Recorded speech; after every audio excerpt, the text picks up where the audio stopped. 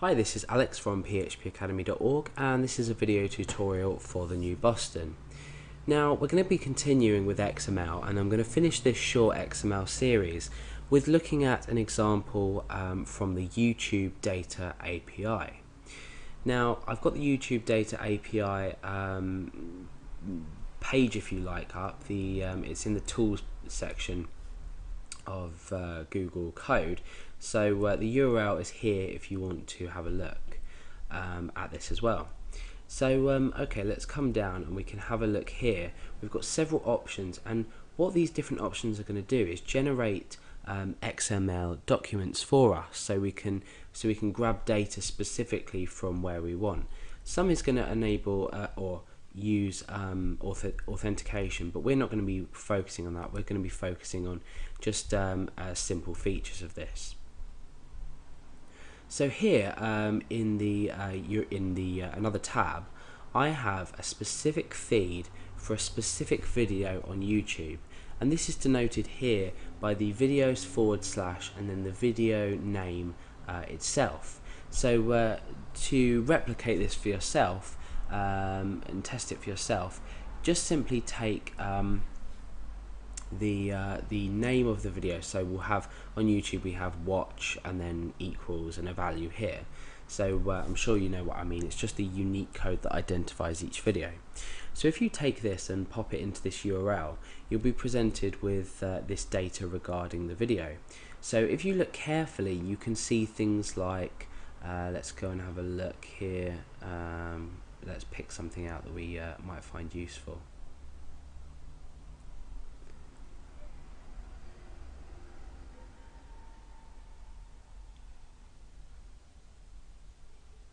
Okay, so here up here we've got the title.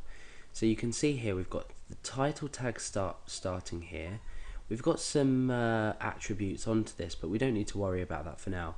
But for now we've got title here and ends title here.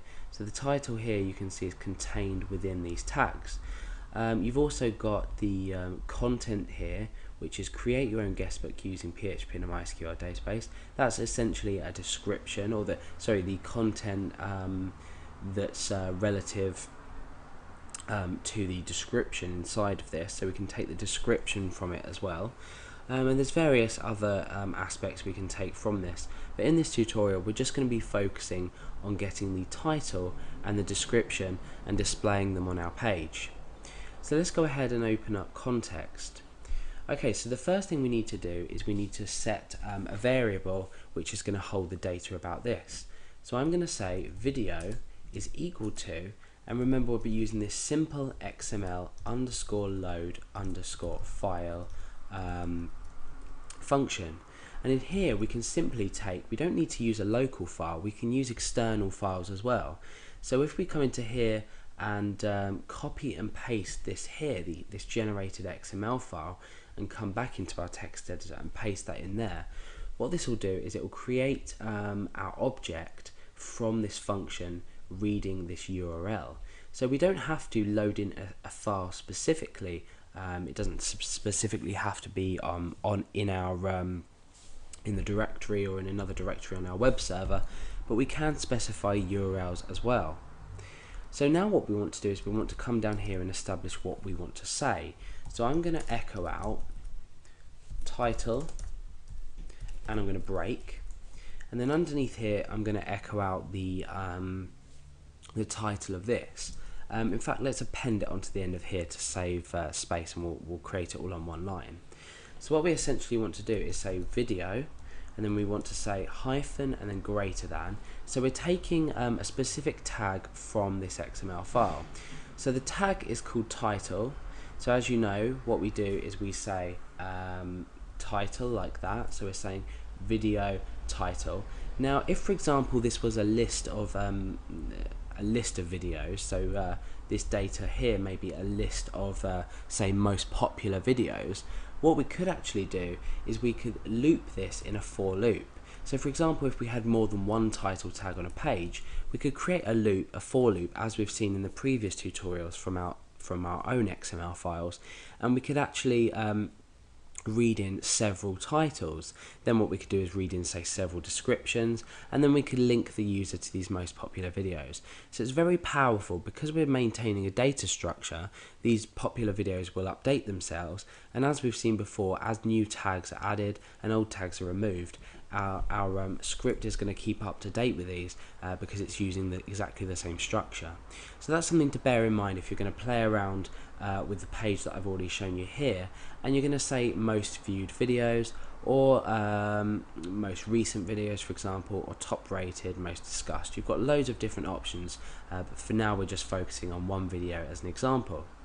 So we've echoed out the video title. Let's see if that's worked. First of all, we're going to put this in bold. I'm going to append a break onto there so we can view the description as well. Let's go back to our page and refresh. Okay, so you can see that we've got title, we've broken down, and we've actually displayed the title from this XML document. So you can already see how powerful this can be in taking specific elements about videos. Now, for example, let's say this video name changed on YouTube and it completely changed to something else. What's going to happen? Well, our XML is going to update itself, so therefore our code is going to equal the same value that's specific to YouTube. So as well as being able to easily access these tags, we're also keeping up to date with everything with the tags themselves when things might change on YouTube. So now what we can do is we've broken down, and I'm going to echo out exactly the same thing. I'm going to say strong. This time I'm going to say description, and this is the last example I'm going to use, but I'll leave it up to you to go and play around with different values, things like that. Let's just move this colon to outside of here. So we do exactly the same thing, and we say video, and this time it's content. Okay, so now what we've done is we've grabbed the start content of the description. Let's go back to our page and refresh, and you can see that it's given us a description of the video. And as I explained before, there's various other tags you can take from this specific file itself. So we've got things down here like the duration. We've got the thumbnail image, so that corresponds to the video itself. We've even got the rating for the video and the number of raters. So there's a vast amount of information that we can take just out of this single XML file.